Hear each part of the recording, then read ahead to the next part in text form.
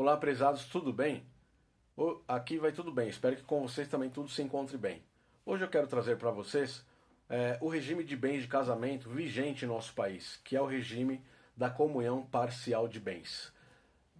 Mas quero esclarecer que antes, até 1977, o regime de bens que vigia em nosso país era o regime da comunhão universal de bens, que é aquele regime onde todos os bens se comunicam, ou seja, os bens anteriores ao seu casamento e posteriores adquiridos no seu casamento.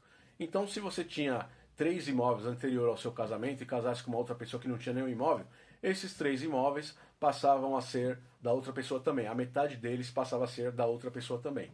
Mas com o advento da Lei 6.515, a partir de 1977, passou a vigir em nosso país o regime da comunhão parcial de bens. O que vem ser o regime da comunhão parcial de bens? O regime da comunhão parcial de bens diz que todos os bens adquiridos junto, na constância do casamento ou da união estável, ou da união homoafetiva, esses bens são de ambos os cônjuges ou ambos os companheiros. São os bens adquiridos onerosamente, que são os bens advindos do fruto do trabalho, mas não necessariamente a pessoa que não trabalha ou que trabalha no lar não contribuiu para a conquista desses bens. Então, mesmo a pessoa que não trabalha e não tem uma economia rentável para a aquisição desse bem, também tem direito a esse bem adquirido na constância do casamento, porque o regime de comunhão parcial de bens assim determina. E o que acontece? Os bens também adquiridos por fator eventual, como por exemplo loteria, reality shows, Big Brother, Fazenda e tantos outros, também se comunicam. Embora não haja o trabalho, aquela pessoa que ganhou o bem vai ter esse bem comunicado ao seu cônjuge ou ao seu companheiro. Há algumas exceções dos bens que não se comunicam na comunhão parcial de bens. Quais são? A herança que um dos dois cônjuges ou companheiros recebeu de um parente que faleceu, as doações também adquiridas ou recebidas de algum parente ou de algum conhecido também não se comunicam no regime da comunhão parcial de bens. Os bens de uso profissional também não se comunicam. Por exemplo, se você casou com um taxista ou se você casou com um caminhoneiro e ele já tinha aquele caminhão, ou ele já tinha aquele táxi, aquele alvará de funcionamento daquele táxi, ele é exclusivo do seu cônjuge ou do seu companheiro, não se comunicando a você. Por quê? É um bem de uso profissional onde ele obtém a subsistência do seu dia a dia, da sua vida. Então esse bem é particular dele. Outra coisa,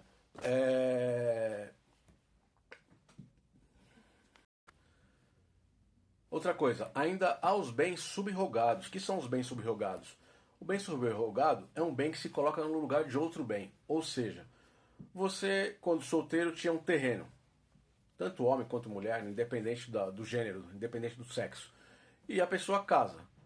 Ela casa e adquire um novo imóvel com o marido ou com a esposa. Aquele terreno que ele tinha lá dele, ele continua sendo só dele. Ele é particular. Por exemplo, se a pessoa tinha aquele terreno que vale, suponha, 150 mil reais.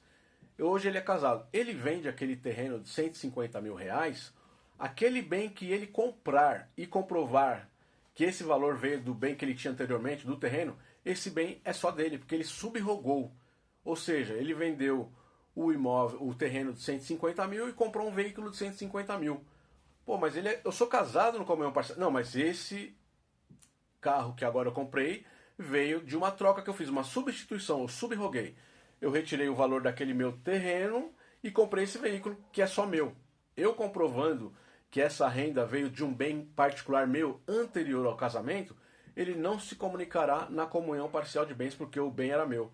Eu subroguei, eu o substituí por outro. Eu vendi o meu terreno e adquiri um veículo no valor de 150 mil. Então esse veículo é só meu. Entenderam?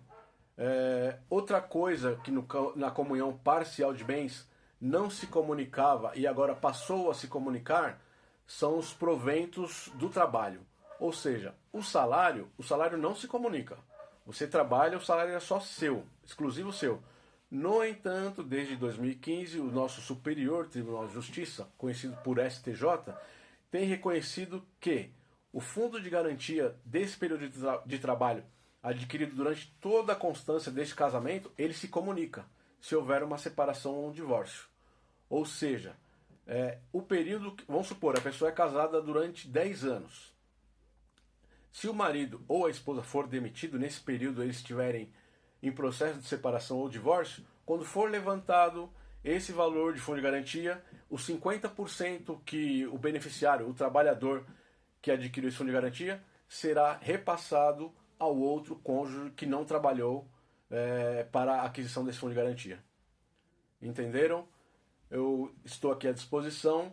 Trarei também em posteriores vídeos os regimes da comunhão universal de bens, bem como também o regime da separação total de bens, que nós temos a separação total obrigatória e também a separação total absoluta. Em cada vídeo eu estarei explicando o detalhe de cada peculiaridade de cada regime. Tenham todos um bom dia.